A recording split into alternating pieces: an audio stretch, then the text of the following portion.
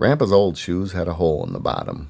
On rainy days, he'd walk right through puddles and soak his socks from the bottoms up. Grampa said his old shoes were good enough, but Mama said Grampa needs looking after. Come straight in after school, Mama said. We're all riding into town to get Grampa some new shoes. That afternoon, we all loaded into the car. Mama drove, of course, and Grace and Iris sat up front, too. I sat in back with Grampa and chatted. What kind of shoes do you expect you'll get, I asked him. My old shoes are good enough, he said. Mama looked at Grampa in the rearview mirror. You're getting new shoes, she said. That's all there is about it. We talked about shoes most of the way to town. Grampa said his shoes were like old friends. He said you can tell a lot about a man by the shoes he wears. And then he said 4 of his friends prefer brown shoes. And he named them. Raymond Miller, Arthur Paul, Paul Wilson, and Joseph Williams. All prefer brown shoes, he said. He thought a minute and then named 4 friends who prefer black shoes. I imagine I could talk all night about shoes, Grampa said. I believe he could. But right then, we arrived at the shoe store. Grace and Iris said they wanted new shoes, too. Mama said, we're here to get Grampa shoes. Grampa started to say his old shoes were good enough. But Mama cut him off with one of those looks.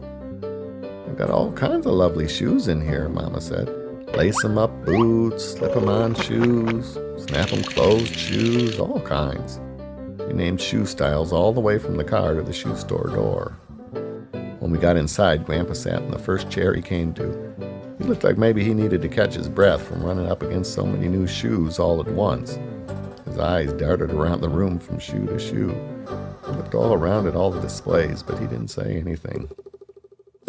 What do you have in mind? The salesman asked. By that he meant, what kind of shoes would you like to buy? But Grampa wasn't in any hurry. He's the kind of man that likes to chat. He began listing his friends and what color shoes they prefer. Grace said she prefers brown shoes. Iris said she likes black. They began to squabble, and Mama said if they didn't quiet down at once, they'd both have to wait in the car. Grampa told the salesman about a man he knew who wore 1 brown shoe and 1 tan shoe. Never found out why the man dressed that way, but Grampa said in every other respect the man displayed perfect sense. He wore his shoes that way for at least 15 years and then moved away. What kind of shoes would you like today? The salesman asked. I like these just fine, Grampa said, pointing to his old worn-out shoes. I'd like some more just like these, he said, but without holes in the bottoms. The salesman looked at Mama, and it looked like she rolled her eyes around a little bit. Mama told the salesman we'd like to see some shoes similar to Grandpa's old ones, in a gentleman's size 9.5. The salesman went in the back room and gathered up 6 boxes of size 9.5 shoes and brought them out to show Grampa. Now, either he didn't understand what Mama meant when she said similar, or he didn't think he had to pay any attention to what Mama said. But the shoes he brought out didn't look anything like Grandpa's old shoes. He brought out steel-toed work boots, shiny smooth church shoes. Mama seemed a little mad that the salesman had brought out all the wrong shoes. Grampa didn't seem upset. He told the salesman about the time Aunt Janie got married. He'd had to polish his shoes with peanut oil. He told about a pair of wooden shoes he'd seen once with tiny mermaids oil painted right on top. And he told the words to a song about shoes that he'd learned when he was a little boy. Only some of the words sounded wrong.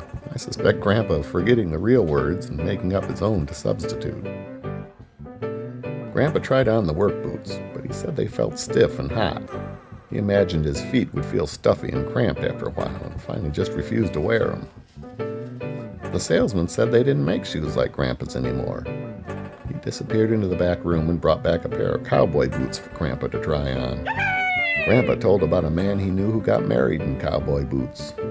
Stratford Taylor Bradford got married in his cowboy boots, Grampa said. He got married in cowboy boots. He graduated from high school in cowboy boots and later moved to Bridgeport, Maine and became a lobster fisherman, all in cowboy boots. Even Mama giggled when Grampa tried on the cowboy boots. They looked so out of place on his feet. He strolled around the shoe store imitating cowboy actors he'd seen in the movies. He bowed politely to Iris and Grace and pretended to tip a hat. Good afternoon, ladies, he drawled. Could I interest you in an ice cream sundae when I finish branding the cattle? We loaded back into the car and headed for the other shoe store. On the way, we stopped for ice cream. Grampa said he'd buy, but when he reached in his pocket, he found he'd left his wallet at home. Mama paid, and we all squeezed into a tiny booth. Iris upset her water glass. Grampa entertained us with a story about a friend who ate his dessert before his dinner. When we got to the other shoe store, Mama took charge. "We'd like to see some shoes as close as you got to those," she said, pointing to Grandpa's old shoes, "in a gentleman's size 9.5. Without holes in the bottoms," Grampa added. "When I say Mama took charge, I mean she took charge." Grampa put on a pair of shoes that looked a little like his, and Mama said, "We'll take them." Just like that, without asking Grampa, without asking to see more, without even asking the price. That fast, she said, "We'll take them." And we were back in the car and heading for home. The whole ride home, Grampa balanced the shoebox on his lap and grinned. Mama smiled too. I think everyone was just so pleased with the way things went in the second shoe store. When we got home, Grampa carried the shoebox up to his bedroom. He opened the closet door and cleared a space on the bottom shelf. And then he carefully placed the shoebox in the center, right between the shoes Aunt Claire had bought him last year and the ones Aunt Annie had bought him the year before. Grampa still wears his old shoes. Mama keeps him in on wet days now. That's all she can do. For some reason, Grampa just loves those shoes. Grace said she guessed Grampa had a dozen pairs of new shoes in his closet. I don't know about that, but I know Grampa. He just won't give up on old friends. I guess that's part of why I love him so much.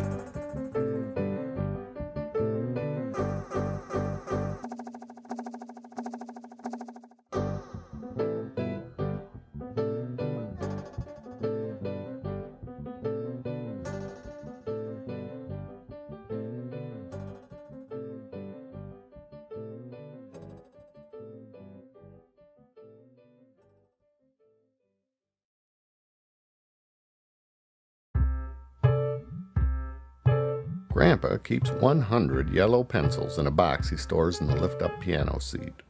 We have plenty of other pencils around the house. These are the spare ones we keep just in case of an emergency. They're all sharpened and ready to use, but for the life of me, I can't imagine an emergency that would require 100 pencils. Grandpa's pretty strict about it, though. "These aren't for everyday use," he says. "These are for emergencies." He has several stories about different friends of his who, over the years, had important messages they needed to write down and for one reason or another came up short in the pencil department.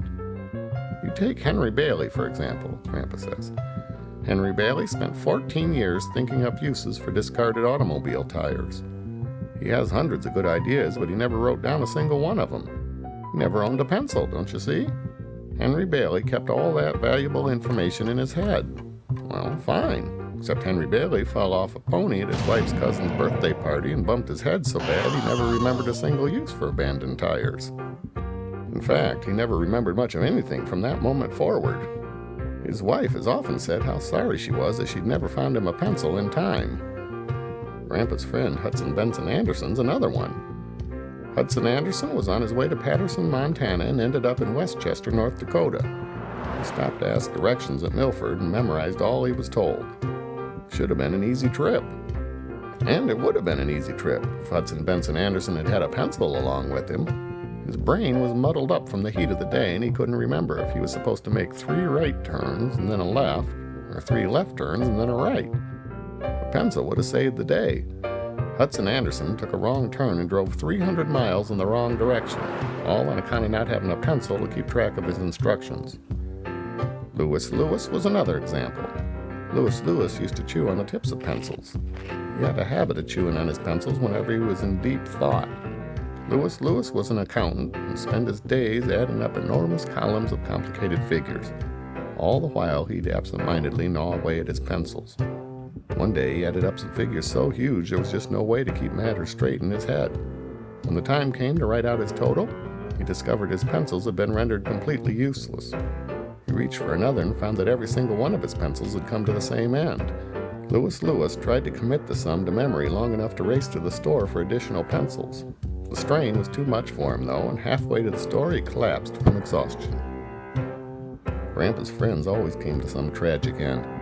"It won't happen here," Grampa says. "We're prepared." Keeping 100 pencils is a great comfort to Grampa.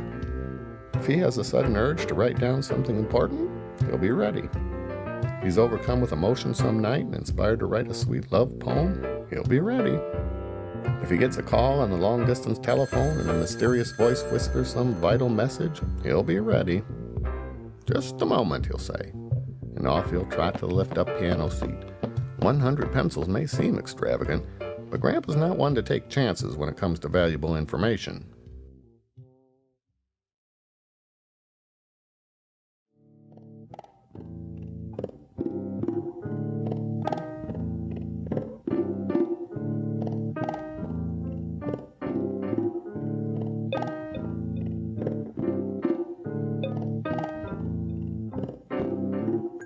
We used to think Grampa was kind of a character, until his friend R. Sanders Anderson stopped by for a visit.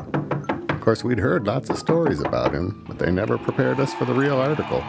R. Sanders Anderson is what you call eccentric. His behavior is very peculiar. To start with, his socks don't match. Well, we're used to that. Grandpa's socks never match either. But R. Sanders Anderson doesn't even match up his shoes. His pants are too short and his shirt's too long. Every single button on it's a different color. He explained that. If I go to the trouble of replacing a button, he said, I may as well let people see I've gone to the trouble. Well, that made a certain amount of sense. But I still don't know why he wore his vest inside out. He explained it, but I never made any sense out of what he was saying. It had something to do with the magnetic North Pole and the Earth's rotation and such. R. Sanders Anderson could balance a baseball bat on the top of his head and imitate a call of an injured moose. We were treated to both those entertainments within an hour of his arrival. We had to watch what we said around him. At the slightest suggestion, he'd hop up from his seat and attempt any curious behavior. Mama only happened to mention her umbrella, and Mr. Anderson announced that he believed he could throw it over the house. Of course, Mama protested, but Grampa insisted. The roof's set high, he said. Can't be done. R. Sanders Anderson said he was sure it could, as he'd already performed the stunt on a house similar in size to ours. Grampa said he'd have to see it, and that was that. A minute later, we were all assembled out on the front lawn and watched Mr. Anderson hurl Mama's good umbrella over the house. Mama winced and said she'd seen enough. She went inside to put supper on the table. Grampa and Mr. Anderson sat on the porch swing and discussed the event for several minutes.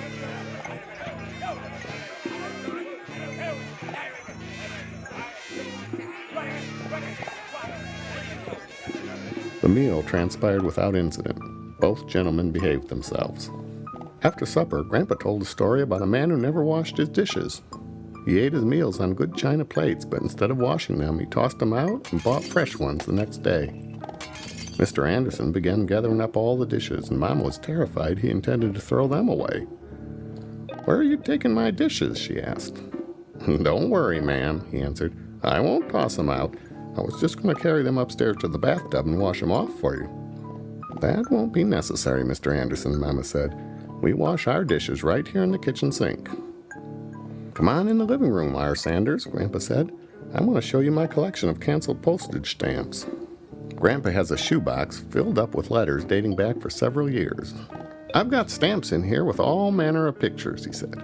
"Name a subject, R. Sanders, and I'll show you a picture of it."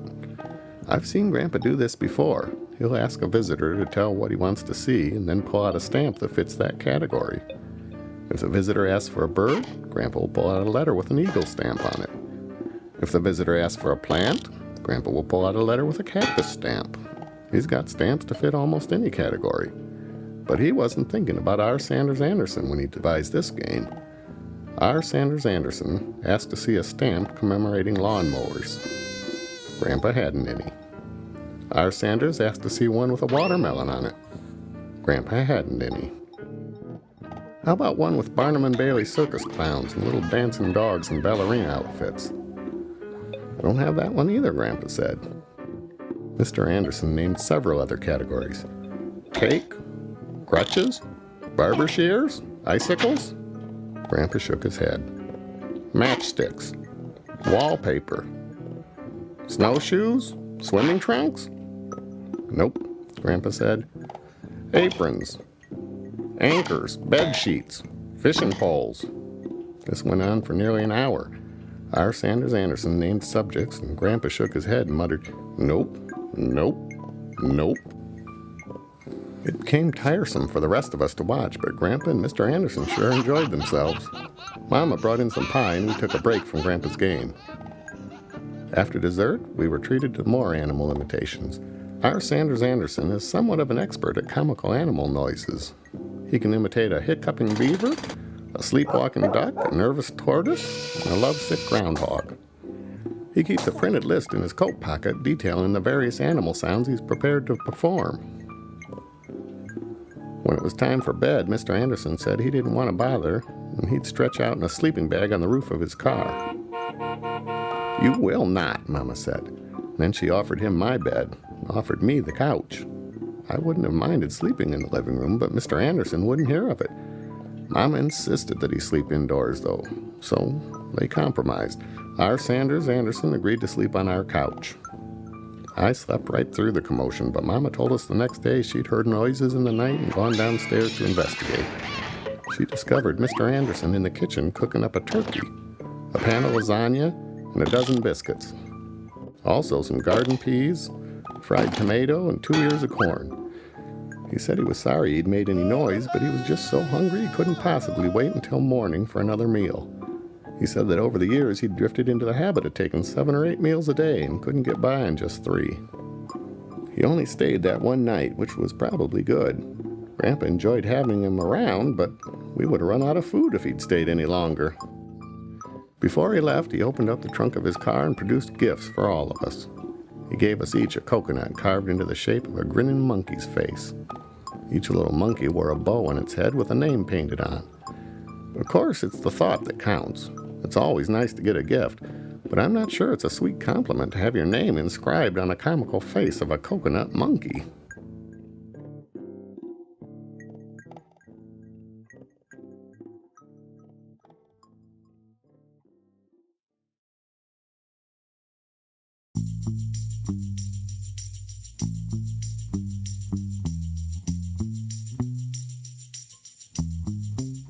Grampa knows all the regular superstitions that you hear folks talk about. Don't walk underneath your ladder, don't break up a mirror, don't follow home a black cat, all of them.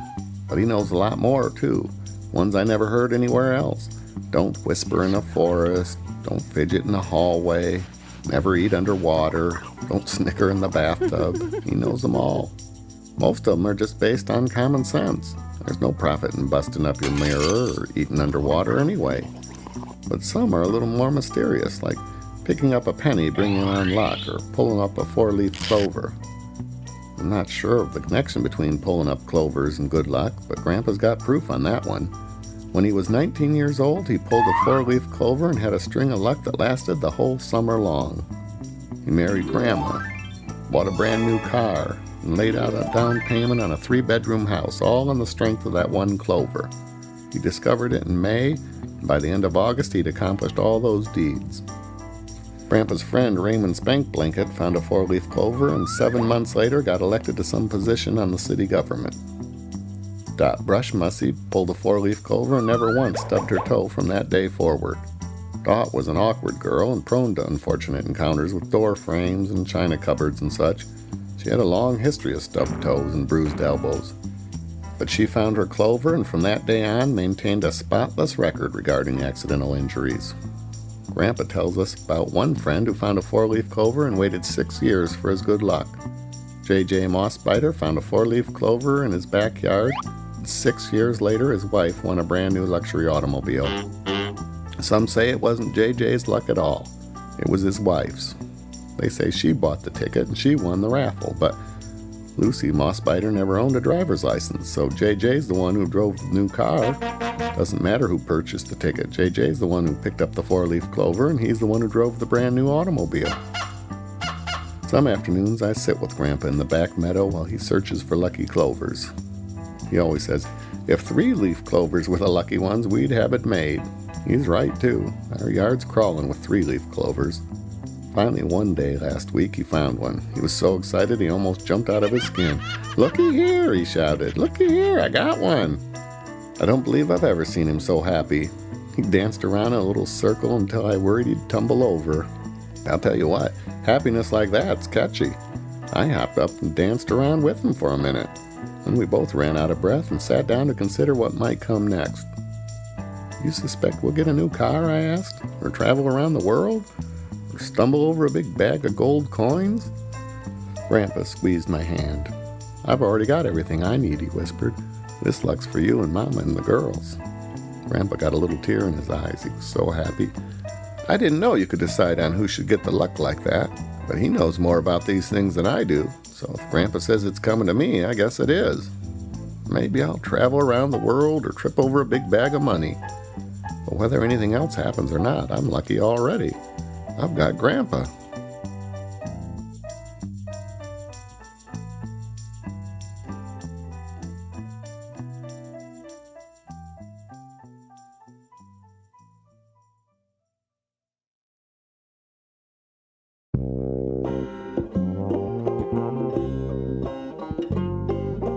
Iris was asked to bring 2 dozen cookies to school for a bake sale.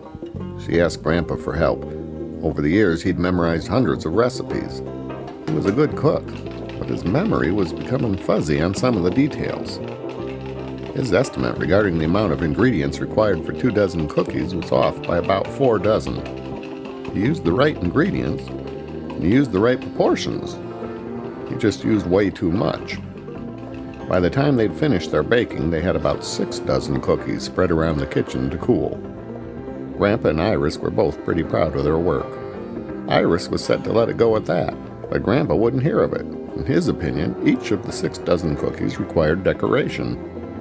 Iris, he said, we can't send in ordinary-looking cookies. We've got to dress them up a little. We've got to make them special. Iris thought it over and agreed.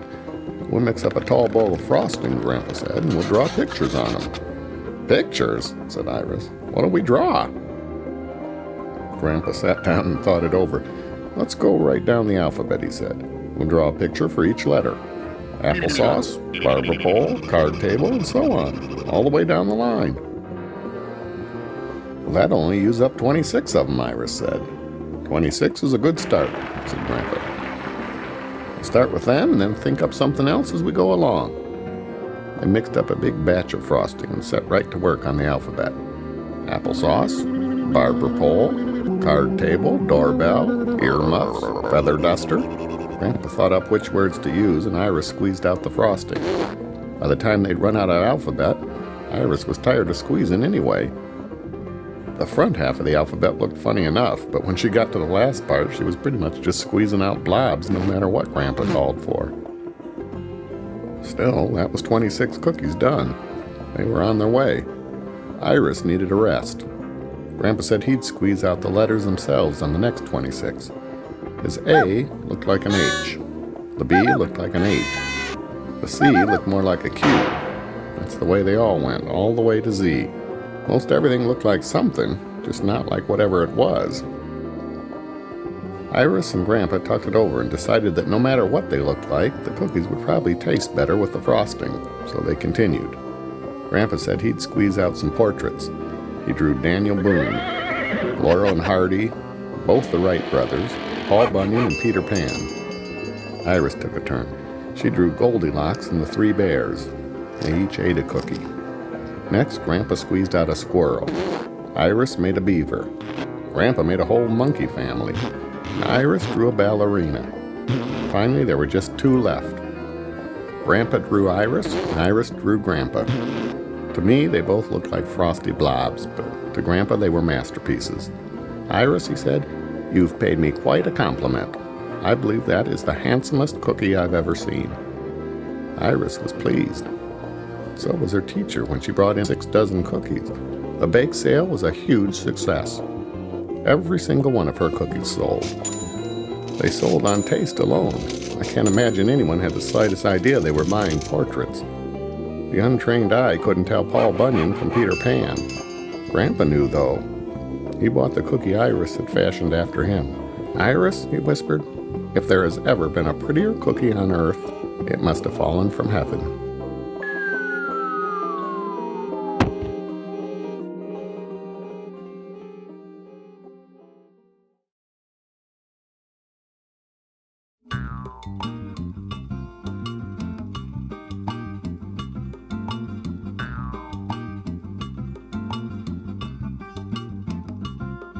Grampa tells about a chum of his who invented a new deck of cards. Bentley Bailey invented the big deck, Grampa said. Instead of just the clubs and hearts and diamonds and spades, Bentley Bailey added in horseshoes. He drew up a sample deck himself and cut them out of stiff paper. The king of horseshoes, the queen of horseshoes, and the knave of horseshoes, all the way down to the deuce of horseshoes. He worked all summer long changing the rules of popular card games to accommodate 5 suits. The ramifications were endless, and threw the odds off for any wagering. It all had to be refigured. Bentley Bailey applied for a patent and spent a small fortune developing the big deck. He had the cards printed up at a shop, and the rule books too. Each deck was sold with a rule book alongside to explain all the changes. Never really caught on though. People are set in their ways, Grampa would say. They're used to their 4 suits, and that's that. They're terrified of change. In the end, I guess Grampa was right. Bentley Bailey only sold 7 or 8 sets of his big decks. Grampa bought one, he still got it. We tried one night to figure out the rules for Snake Pit. It's easy enough the regular way with 4 suits. But we studied the rule book for hours and never could figure out how to play it with those horseshoes along. Bentley Bailey's a first-rate inventor, Grampa explained. But his writing skills are limited. He never saw such a muddled mess as that book of rules. The instructions for each game aren't written out in words. They're illustrated instead with complicated diagrams and charts. We finally just put away the book and relied on Grandpa's memory. I imagine there was a time when his memory was trustworthy, but this wasn't the night. He set out all 5 aces face up in the snake pit. Then he dealt 24 cards in his pile and 24 in mine. Ordinarily, that would have used up the deck, but with the horseshoes added in, Grampa had cards left over. He considered the situation for a moment and then tucked them into his jacket pocket. "We may need these later," he said. We drew straws to see who would go first, and I won. But I didn't have the slightest idea what I should do, so I told Grampa to go ahead. He thought a minute, and then he got a puzzled look on his face. He thought a few more minutes, then realized he didn't know either.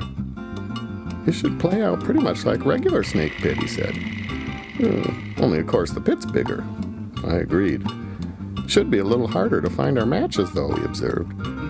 "We'll need to match up all 5 instead of just the 4. I agreed. He still wasn't quite sure where to begin. 24 cards is a good many to hold all at once, he said. I agreed again. "Tell you what," he said. "Why don't we just get out our regular deck and play a game of Witch Doctor?" "You bet," I said. He winked and I smiled. We did. Grampa keeps his big deck in the top dresser drawer now. He said if Bentley Bailey ever stops by, we'll have him show us some of the games. Otherwise, he said, we'll just stick with the same old 4 suits our neighbors use.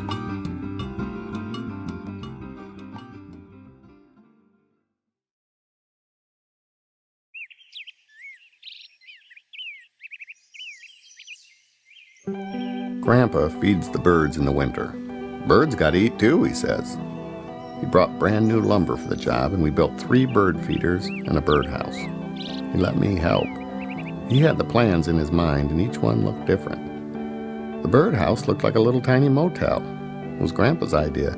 He said, let's make it up like the Starlight Motel there in Dixon. We had a postcard showing the actual motel, so it was easy enough to copy the design. Grampa did most of the building and put me in charge of the painting.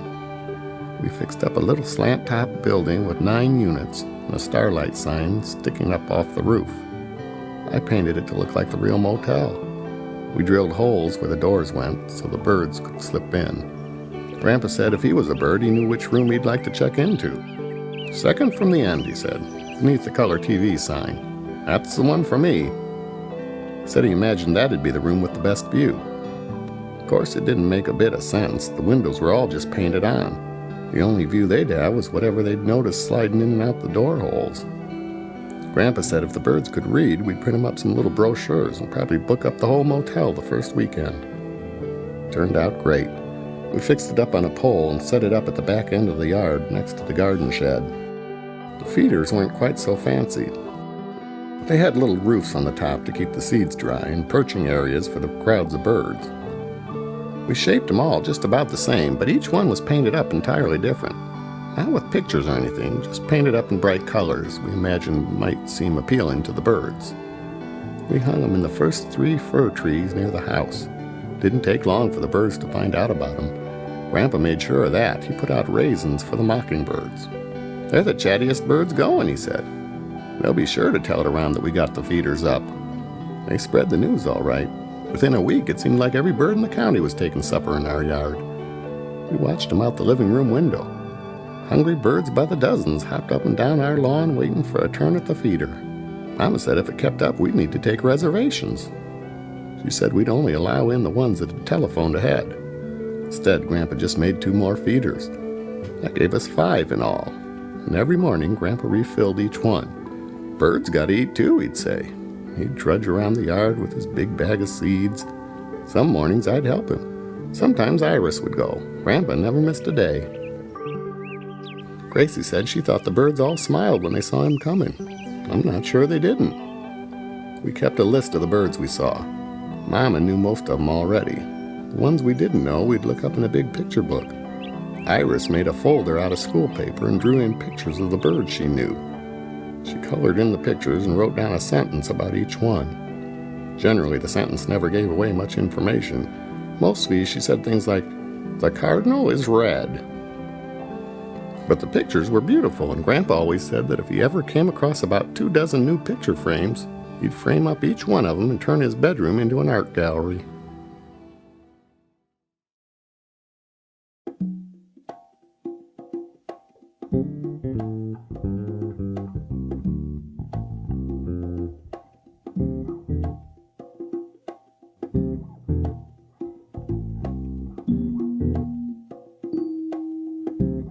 Grampa misplaced his glasses again. "Have you looked on top of your head?" Mama asked. Generally, when Grampa announces he's lost his glasses, that's where they are. "I checked there," he snapped. "I checked everywhere." "Wait a minute now," Mama said. "Let's not talk harsh to each other. I'm sure your glasses will turn up. They can't set out on their own. They've got to be around here somewhere." Just then, Grace and Iris walked into the room.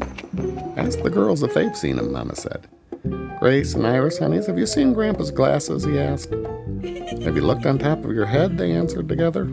"Of course I looked on top of my head," Grandpa answered. "I looked everywhere." "All right," Mama said. "All right, we'll find them. Let's retrace your steps. Where have you been this morning?" Grandpa listed off a half a dozen places he'd already been. "Let's check your bedroom first," Mama said. "You might have left them on the arm of your easy chair." "I checked there," Grandpa said. "That's the first place I checked." "Well, we'll just look again," said Mama. "Glasses have a funny way of showing up when they're hunted for." That was Mama's polite way of saying maybe Grampa hadn't looked too carefully. They trotted off to revisit all the places he'd been. Mama and Grampa searched every inch of the bedroom. They found a sock under the bed and a magazine that had slid behind the dresser, but no glasses. They searched the living room and the dining room. No glasses. They looked on the front porch and checked the path all the way down to the car. No glasses. After a while, we all joined in on the hunt. We looked everywhere. Grace and Iris crawled under beds and squeezed behind furniture. Mama and I looked in the higher places. Grampa mostly sat still and muttered to himself that he'd already looked here, and he'd already looked there, and he'd never seen such glasses for staying lost. Mama sat down with Grampa. "Tell me again," she said. "I want to know everything you did this morning. Start with waking up." "I woke up around 5, he said. He finished reading Annie's letter. "Did you have your glasses then?" Mama interrupted. "Sure I had my glasses. I read the letter and I wrote her a letter." "You wrote her a letter?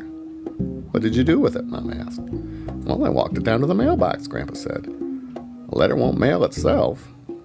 "Well, of course not," Mama said. "But that's just the information I was after. You never mentioned before that you'd walked down to the mailbox this morning. That's one place we haven't looked." We all walked down the path to the mailbox, all the time checking this way and that way to see where he'd dropped them. Grampa told Mama all the things he'd mentioned in his letter to Aunt Annie. We got all the way down by the road, though, and still didn't find any glasses. Grandpa was pretty proud of his letter. It was 3 pages long, he said. 3 pages of the neatest handwriting you've ever seen. And then I signed it off, "Sincerely yours," and stuck my name at the bottom.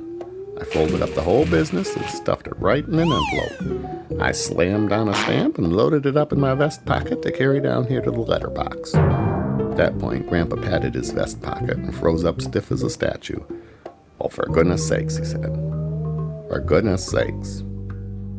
The letter was still in his pocket. He shook his head and pulled it out. "What's that?" Mama asked. "Well, for goodness sakes," Grampa said again. Mama figured out what had happened. "Open the mailbox," she said. Grampa was still kind of stunned. "Go ahead," Mama repeated. "Open it up." Grampa pulled open the mailbox door. Sure enough, there were his glasses, just waiting for the postman. "I can't believe it," he said. "I kept the letter and mailed my eyeglasses." "What were you thinking?" Mama asked. "What was I thinking?" Grampa said. "I kept the letter and mailed my eyeglasses." Well, there's a joke on me. I kept the letter and I tried to mail my eyeglasses.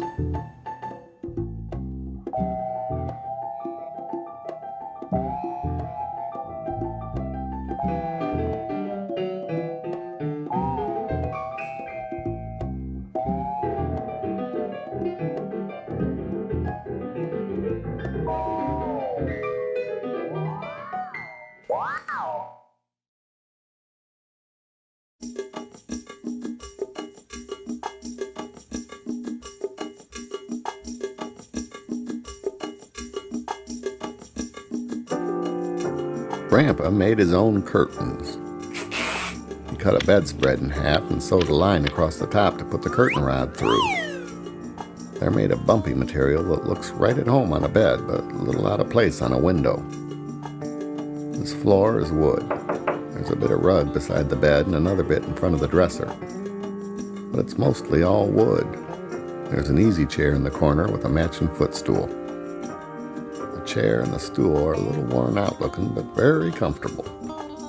That's where Grampa sits when he reads. He's got a bookshelf full of books, but mostly these days he just looks at the newspaper.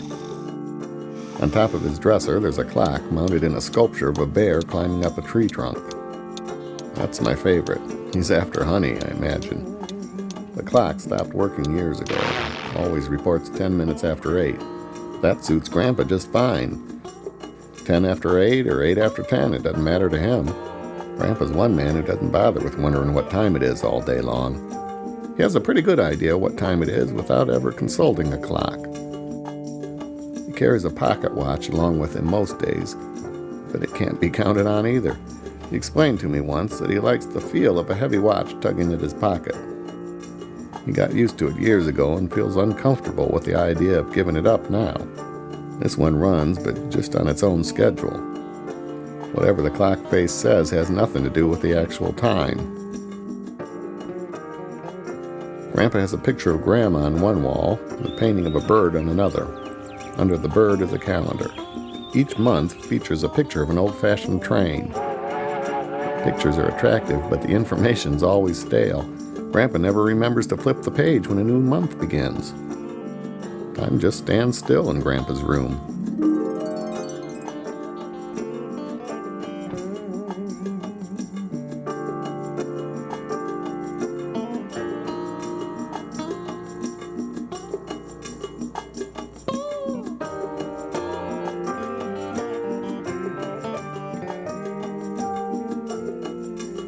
I love to visit there, and he loves to have me. He likes to chat, and I like to listen.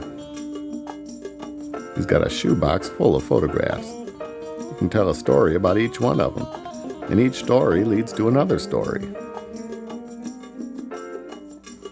Randall Taylor lived next door to the Anderson sisters. Annie Anderson married a Marshall. From that day on, we called her Annie Marshall. Annie Marshall or Mrs. Marshall, either one would do. Annie Marshall ate fish every Friday evening and wore a size 9 shoe. All three of the Anderson girls wore a size 9. In fact, they tell it around town that whenever Miller's shoe store carried a new line of women's shoes, they made it a point of ordering in extra pairs of size 9 just on the chance that the Anderson girls might be interested. Miller's shoe store was named after the owner's father, Raymond Miller. Arthur was the owner, but he named the store after his father. Most folks assumed that since Arthur was the owner, he'd name the store after himself. That wasn't true. He named it for Raymond. Raymond Miller was the first man in Carson County to ride in a motorboat, and he never tasted a scrambled egg. He ate them fried and boiled and every other way, but not scrambled. I'd say to him, "Raymond, if you'll just taste these scrambled eggs, I'll bet you a silver dollar you'll ask for more." But he wouldn't do it.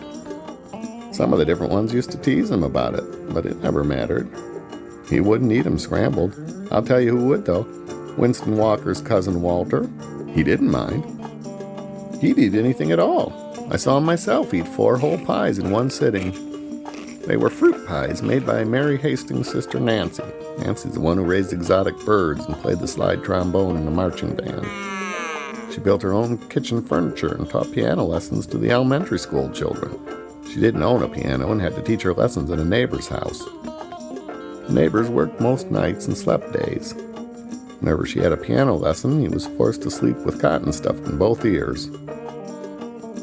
Your Aunt Helen could sleep through anything.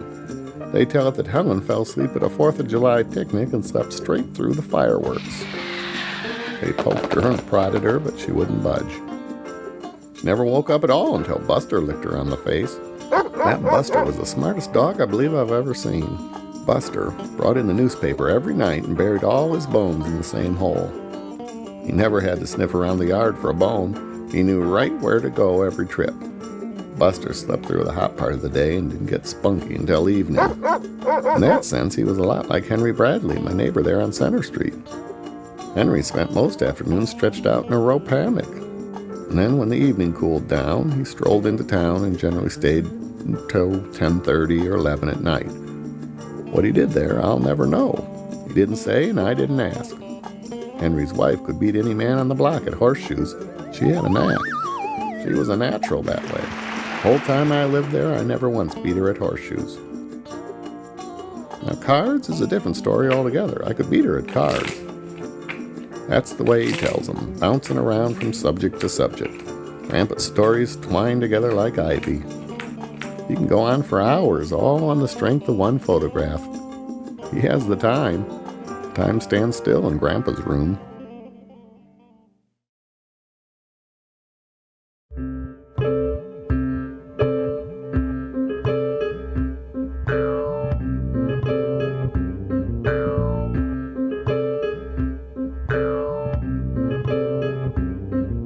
Every Sunday morning, Grampa makes us pancakes. He's what Mama calls an adventurous cook. When he pours the batter in the pan, he tries to shape our pancakes into pictures. Whenever there's a holiday nearby, he ties in the shape with that. He makes heart-shaped pancakes on Valentine's Day and tree-shaped pancakes for Christmas. Easter's the easiest. His egg-shaped pancakes look pretty much like regular pancakes. But this was the Sunday before President's Day. He had it in his mind to shape our pancakes into pictures of George Washington and Abraham Lincoln. Well, that's hard enough even if you're using a pencil and paper. It's quite a challenge using pancake batter in a frying pan. "Which will it be?" he asked. "Washington or Lincoln?" Grace and Iris both chose Lincoln. Mama said, "Surprise me," and I asked for Washington. "All right, sir," Grandpa said. "Washington was the first president, so I'll cook him up first." He set the biggest pan we've got on the burner and began mixing up the batter. He always makes a big show of adding his secret ingredient. It's just a splash of vanilla, and we all know it's a splash of vanilla, so I'm not sure why he calls it a secret ingredient. While he's stirring the batter, he always makes the same joke. We know it's coming, but we always still laugh. He says, "Well, it won't be long now." And then he pauses a second. And then comes the punchline. That's what the monkey said when he got his tail caught in the lawnmower. It won't be long now. I don't know why, but this time Mama got a look on her face like she thought it was extra funny. Iris and I both looked at Gracie at the same time, and she almost choked on a swallow of milk, she laughed so hard. We all sat at the table and giggled while Grandpa cooked. He's a good cook, and he's a careful cook, but he's also a slow cook. Whenever he finished a pancake, he'd put it in the oven to stay warm. He thought if he brought them all over at the same time, it would make a more powerful impression when we caught our first glimpse of the presidential pancakes. The longer we waited, the gigglier we got. Even Mama was laughing right out loud when he finally brought them over to the table on a big platter. He had them covered up with a dish towel, and he announced that he intended to give a little speech before he unveiled them. Mama told him we were all starving and we just couldn't wait another minute. So Grandpa cut his speech short, and with a grand flourish, he swept away the towel and revealed the President's Day pancakes. We laughed until our sides hurt. George Washington looked more like a potato than a president, and Abraham Lincoln looked like a potato with a tall hat on. Grandpa laughed too. "Pass the syrup," he said. "What are we going to do, look at 'em or eat 'em?"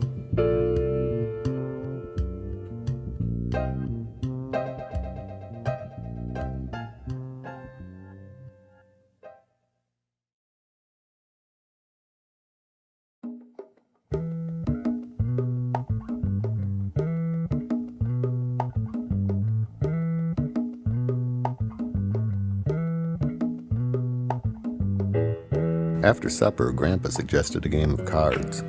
"Grace," he said, "you're the youngest, you stack the deck." "What do you mean, stack the deck?" she asked. "Shuffle up the cards," he said. "Shuffle them up and pass around 25 to each of us." "Well, that can't be right," Mama said. "There are only 52 cards in the whole deck." "Better give us each just 6 or 7, he said. Then he explained the rules. "It's a little like freeze tag, but you don't use the jokers at all. 2s and 3s and 9s are wild. Whoever has the king of hearts goes first, and the first one to lay down all his cards is the winner." We were stumped. "You go over those rules again," Mama said, "and I'll pop some popcorn." "I know a game called popcorn," said Grandpa. "Gracie, deal out 8 cards to each player. Everyone pass 2 cards to the player on your left. Choose 1 card from the player on your right and lay down the rest. Kings and jacks are wild. First one to spell out popcorn is the winner." "How do you mean, spell out popcorn?" asked Iris. "With the cards," said Grandpa. "You gotta spell it out with the cards." We were stumped again. Mama brought in a big bowl of popcorn and wondered why we weren't playing yet. "Grandpa's teaching us a game called popcorn," giggled Iris. I asked Grandpa to go over the rules again for Mama. "You know popcorn," he said. "It's just like lazy eights. You lay down all the cards in a row, pass 4 to your neighbor on the right, then take 4 from your neighbor on the left. Jacks and kings and queens are all wild. You gotta spell out popcorn to win." Even Mama was stumped. We all ate popcorn, and Mama asked Grandpa for the rules again. Sometimes it's hard to tell with Grandpa if he's just teasing us or if he's really that mixed up. He gave us the rules a couple more times, but no one got any closer to understanding how to play. He changed them every time he said them. And even if they hadn't changed, they never made any sense. We ate the whole bowl of popcorn, still never started the game. Grandpa said if he had 4 or 5 large sheets of paper, he could draw us up some diagrams that would help us understand the game. He said he thought he might have a book on the subject, and he could read us a few chapters to clear it all up. "That won't be necessary," said Mama. And then she snuck a wink to Iris. "Why don't we just have Iris teach us that game she learned in school the other day?" Iris looked confused at first. Mama winked again. Then Iris began, "Well, will you deal out all the cards?" She stopped to think. "You deal out all the cards, and whoever gets the 8 of diamonds is the winner," blurted Mama. "Well, that sounds fun," said Grandpa. "Let's play." So we did. We played for hours. It wasn't much of a game, but we laughed a lot.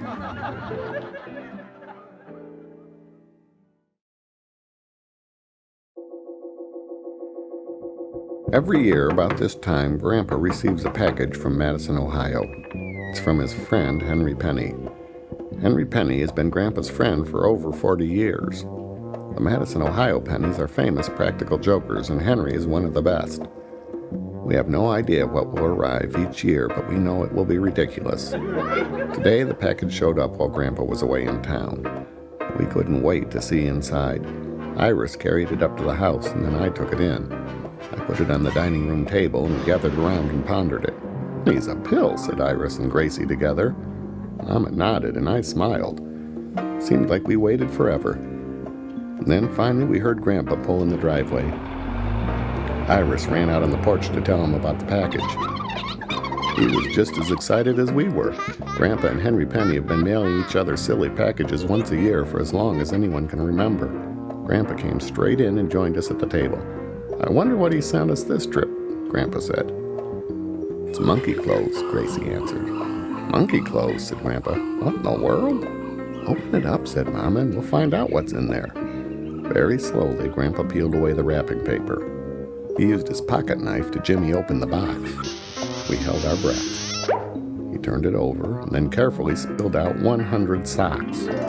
Not 100 pairs of socks, just 100 stray socks. There wasn't a match in the lot of them. There was every color and pattern you could think of, but not one single match. We all laughed. Grampa and Mr. Penny sent each other useless surprises as a joke. This year, though, the joke was on Mr. Penny. Grandpa's socks never do match. He'll wear a red sock on one foot and a blue sock on the other. He's not picky at all that way. The first 2 socks he pulls out of his drawer are the ones he'll put on. He'll wear black with white and striped with plaid, doesn't matter at all. For anyone else, 100 mismatched socks would make a pretty funny gift. But for Grampa, it just meant 50 new pairs of socks.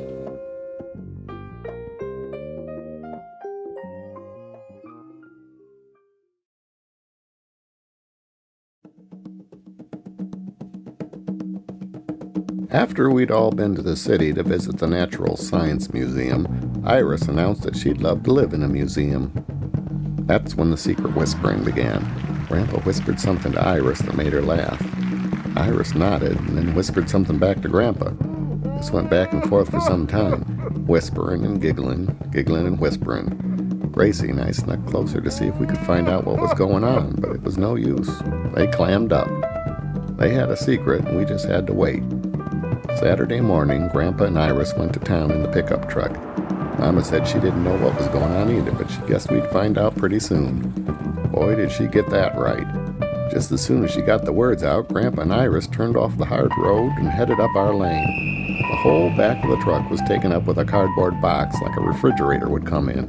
"You think Grandpa's lost his mind?" Gracie asked Mama. Mama thought it over a minute, but she never did answer. Grampa parked on the front lawn, and Iris helped him slip the box off the truck. Together, they pushed it up to the front door, and without saying a word, they slid it right through and on into Mama's living room. We all followed.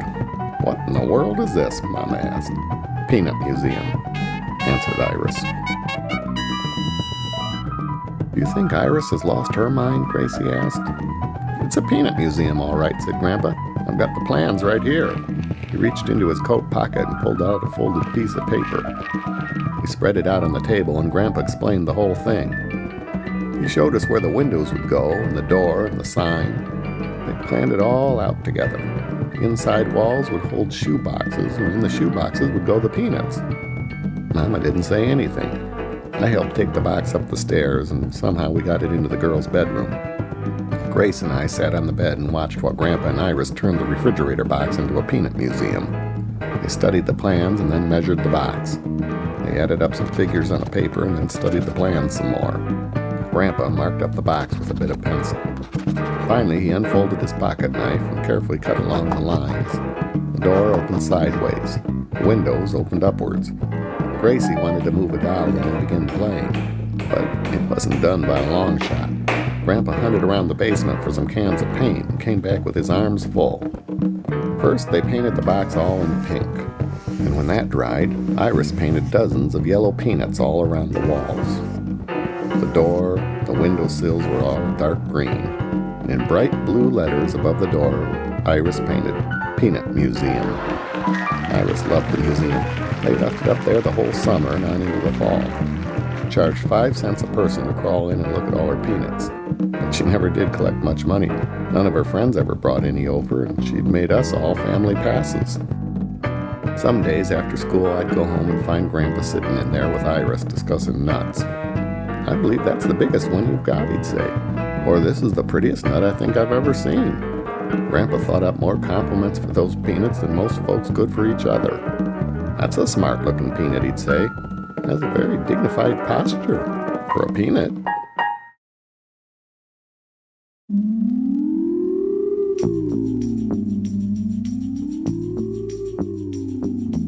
Grampa has a guitar he made himself when he was younger. It only uses 4 strings, but he can play it pretty good. Doesn't sound like much up against a piano or a bigger guitar. It's a little quiet next to them, but when it's just Grandpa sitting on the porch, it's hard to beat. He knows lots of songs with tragic stories. and sing about floods and mine shaft disasters and the like. He knows 3 different songs about the Titanic. But my favorites are his silly songs. He's handy at making up little songs right on the spot. They hardly ever make any sense, but they sure rhyme. Gracie girl, jump out of bed. Don't jump too high or you'll bump your head. Iris has a brand new sweater. She looks cute, but I look better. Save your pennies, save your nickels. We'll buy bread and cheese and pickles. Mama discourages him from bringing his guitar into the dining room. But this morning he got away with it. Sugar's sweet, but Gracie's sweeter. Warm your feet up by the heater. Grace giggled, but Mama didn't. Grandpa kept playing. Hang your clothes out on the line. The sun is out and the weather's fine. Stuff your mouth with cotton candy. A monkey wrench can come in handy. Mama rolled her eyes. I like cookies, I like cake. I like to swim in Coldwater Lake. He strummed a little more and then sang, What would you like to eat today? Scrambled eggs or modeling clay? All right, Mama told him. That's enough. You take that thing in the other room and leave the menus to me. On the way out, he sang, Mama's mad and I'm so sad. My coat is checkered and my pants are plaid. Mama just shook her head. It was quiet for a couple minutes, and then from the next room we heard, Now I've done it. I'm in trouble. My bed's single, yours is double. The telephone is ding-a-lingin'. Mama doesn't like my singing. Mama is a deep, deep thinker. She thinks I'm a little stinker. This went on for several minutes. Grampa sang in the living room, and Mama worked at fixing breakfast in the kitchen. She tried not to laugh at his rhymes, and he acted heartbroken at being banned from the dining room. He got sillier and sillier and finally wore her out. She couldn't help herself, and she joined in laughing. All right, she said, just this once. Come on back in. You can sing to us while we're having our breakfast. But sing one of your sad songs. This foolishness has us laughing so hard we're liable to choke on our toast.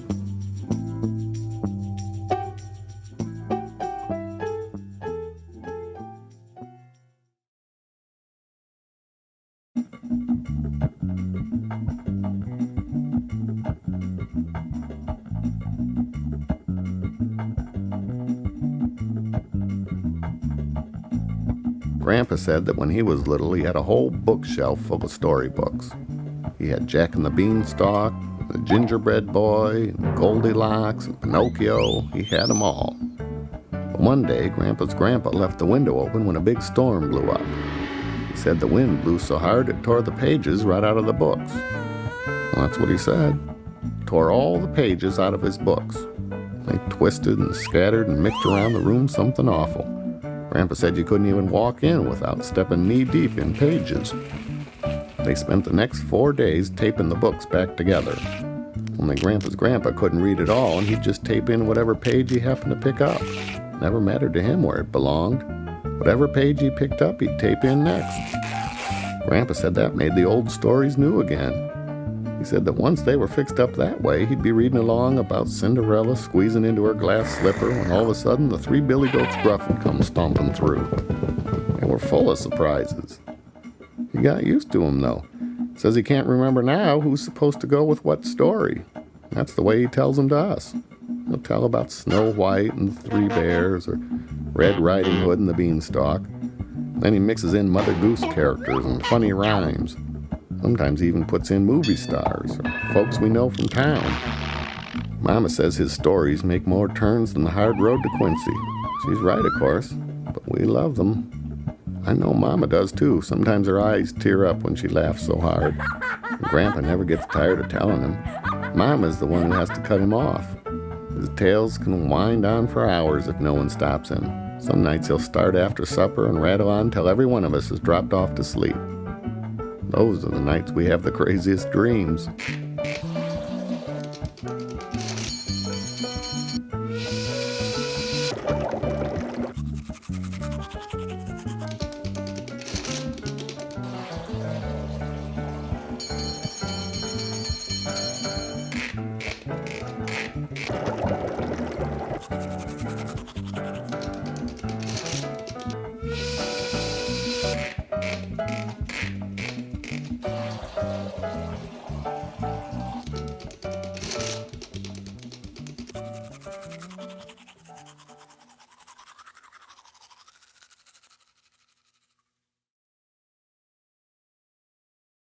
Mom is always reminding Grampa about his telephone manners.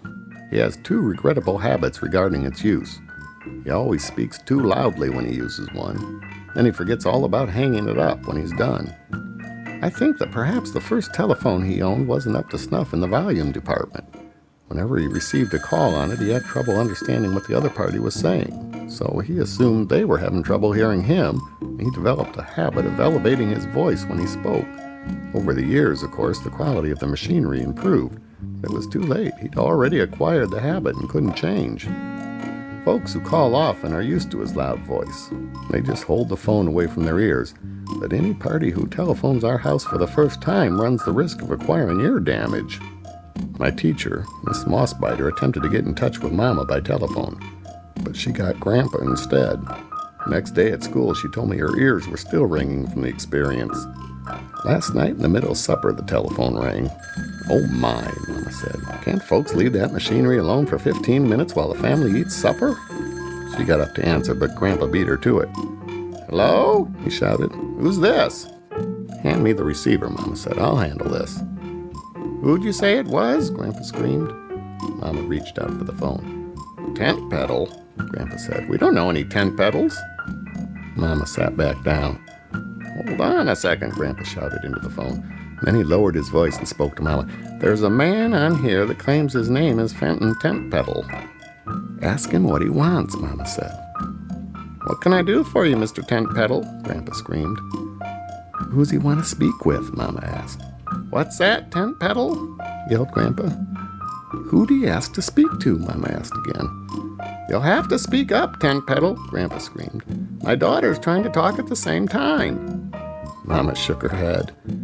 "There's no one here by that name, Mr. Tent Pedal," Grampa shouted. "I believe you reached the wrong number." "Oh my," Mama whispered. "All this over a wrong number." "What's that, Tent Pedal?" "My daughter's speaking again." Mama waved him on and went back to her dinner. "You're right about that, Tent Pedal," Grampa screamed. "I wouldn't be a bit surprised." Grampa listened a while and nodded. Every so often he shouted, "That's right, Tent Pedal. You can say that again, old buddy." "This Mr. Tent Pedal must be hard of hearing," Mama whispered, "or else he'd make up some excuse and quit this crazy conversation." "If he wasn't hard of hearing already," Iris whispered, "he will be in a couple minutes." "You can say that again, Tent Pedal," Grampa shouted. Mama caught Grampa's eye. "Your supper's getting cold," she whispered. "Hold the wire a minute, Mr. Tent Pedal," Grampa screamed. "My daughter wants to tell me something." "Your supper's getting cold," Mama repeated. "Quit the telephone and get back here to the table." "Tent Pedal," Grampa yelled, "you'll have to excuse me. My daughter's got supper on the table." And then he listened a minute. "Well, thank you, Mr. Tent Pedal," Grampa shouted. "You enjoy your supper, too. Feel free to telephone back any time." Mama put her fingers in her ears and turned down the corners of her mouth. "I enjoyed speaking with you, too, Mr. Tent Pedal," thundered Grampa. "I'll be looking forward to your call." "Oh, my," whispered Mama. "All right, sir," screamed Grampa. "Goodbye, Fenton." Mama sighed. "I've made a new friend," Grampa yelled. "Shh," Mama scolded. "We're right here in the same room with you. There's no reason to raise your voice." "I've made a new friend," Grampa said. "That was a man named Fenton Tent Pedal." "Yes, we heard you call him that," Mama said. "He's new in town," Grampa continued. "He called our number by mistake." Mama nodded. "He's going to telephone back when he's finished with his supper," Grampa said. "Well, you finish your supper," Mama told him. "Nobody's calling anybody anytime soon." "What do you mean?" Grampa said. Mama pointed over to the telephone. "He won't be able to reach you," she said. "You've left the receiver off the hook again."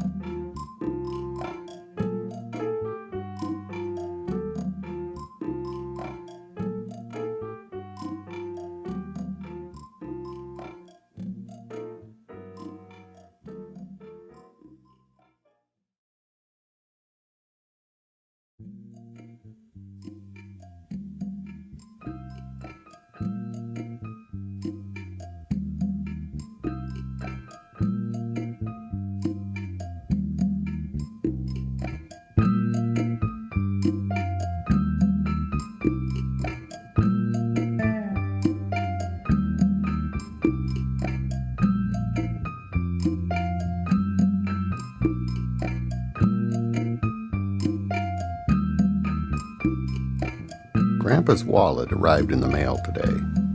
It was wrapped up in newspaper and covered over with heavy brown paper. A note was tucked inside which stated, "Sir, I trust you'll find your purse and its contents all in order. It was found by myself and handled by no other. I ask no thanks or reward, and I'm happy I may be of some help to one such as you." "That's a very sweet note," Mama said.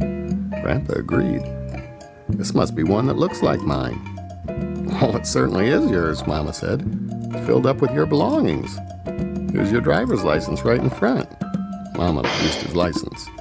"And here's a picture of Annie and Raymond. Here's your library card and your health insurance card, your check cashing card from Martin's Market." "They certainly look like my items," Grampa said. "Here's your voter's registration card," Mama continued. "And to buy 2 goldfish and receive a third one free coupon you clipped out of the newspaper. Here's your free pass for an evening of dining and sport at the Putt and Fun Miniature Golf Course. And a grocery list written out in your own handwriting." "But I never lost my wallet," Grampa protested. "I keep my wallet in my jacket pocket." Mama drew in a deep breath and spoke very slowly. "Let's check your jacket pocket." "I keep my wallet in there," he repeated. Mama handed Grampa his jacket. A look of astonishment swept over his face. "Well, there's a hole in my pocket," he blurted out. "I lost my wallet." Mama nodded. "Say," Grampa shouted, "I bet that wallet that came in the mail is my wallet." "That's right," Mama said. "Has all your things inside." "I bet that's my missing wallet," Grampa said. "I bet someone found it and mailed it to me." Mama rolled her eyes. "I wouldn't be surprised," she said. "I bet that's just what happened."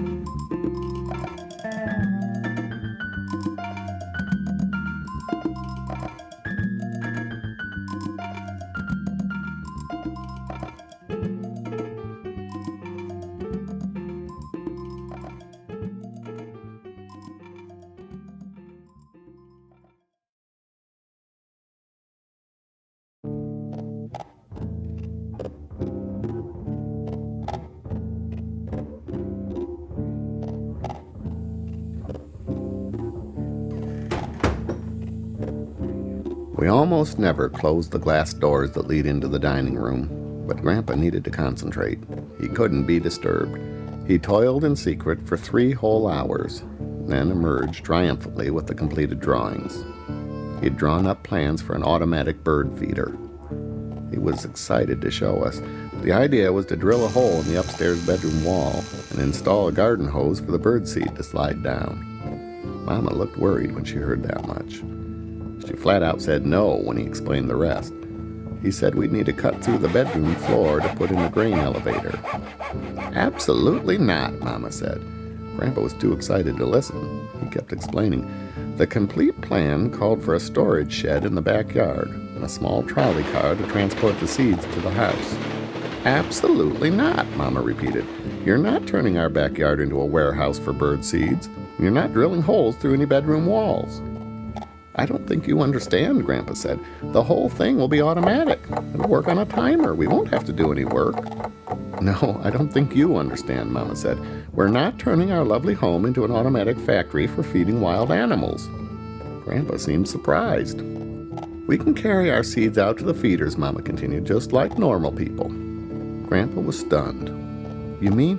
"I mean," Mama interrupted, "you're not installing that contraption in this house. That's all there is about it." "You can't be swayed from that conviction?" Grampa asked. Mama folded her arms and shook her head. "I cannot," she said. That was that. There wasn't anything else he could say. Grampa retreated to the dining room. He pulled the glass door shut and set to work on a new plan. He imagined a very large bird feeder that might need filling just once a year. However, in light of Mama's comments concerning the automatic feeder, he decided against even proposing that notion. His next idea involved a birdseed cannon, which he'd fire from an open attic window. He pictured the joyful birds clapping their tiny wings in appreciation as the welcome seeds rained down from the sky. He worked up some new sketches and returned to the living room to share his vision with the rest of the family. Mama listened politely. Of course, it was out of the question, but she still tried to remain calm. "Don't you imagine the birds might be scared away by a thunderous cannon blast?" she asked. That was an aspect Grampa hadn't considered. And couldn't the birds be injured if their meals were delivered with such force? She added. Grampa slowly nodded his head. Hadn't we better just carry our seeds out like normal people? Mama continued. Grampa set down his pad of planting paper and put his pen back in his vest pocket. He recognized the good sense in Mama's comments. You're right, he finally said. There's nothing wrong with that. We'll just carry out our seeds like normal people. Slowly, a grin spread across Grampa's face as he got used to the idea. It wasn't as modern as an automatic feeder. It wasn't as dramatic as a birdseed cannon, but there wasn't anything wrong with feeding birds in the old-fashioned way. We'll just carry our seeds out, he announced, just like normal people. Somehow, Grampa sitting on the couch with a big grin and repeating himself didn't put me in mind of normal people. But I'm glad of it. Grampa's just being Grampa. I wouldn't trade him off for anything.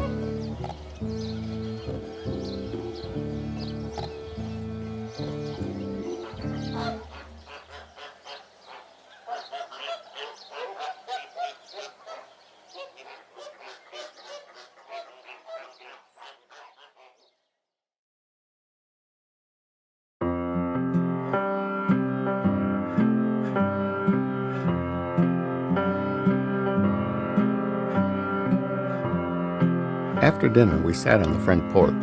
Grampa and Gracie were the first ones out, shared the porch swing. Mama and Iris and I gathered around the top step. A gentle breeze made up for the blistering day. Frogs croaked off in the distance, and crickets chirped everywhere. Grampa said he knew a song about a noisy old cricket. He wasn't sure of the title. It's either called The Rickety Cricket from Hickory Thicket or The Singin' Stinker in Lincoln Center. He thought a minute. Maybe it's called The Irritating Insect from Indianapolis, Indiana. The title doesn't matter, he said. It's a pretty song. It's long, though. It takes 3 hours to sing.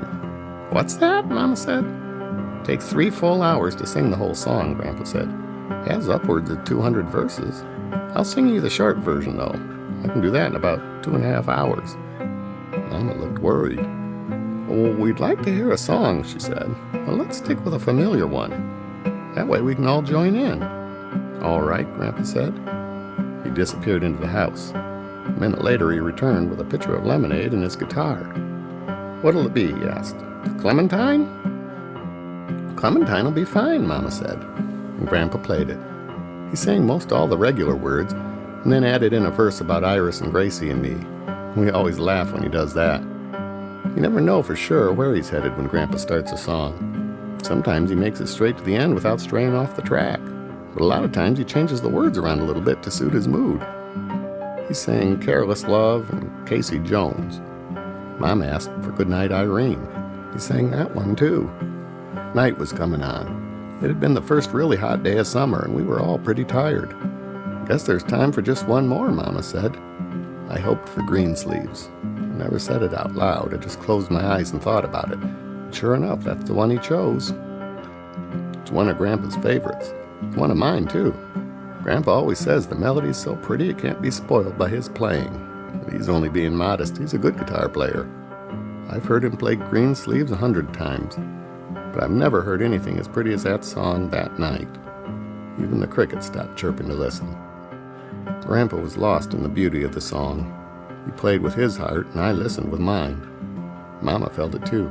I peeked over at her and saw her wipe a tear from her eye. She was overcome like I was. That was that. Darkness crept over us. The breeze was glorious.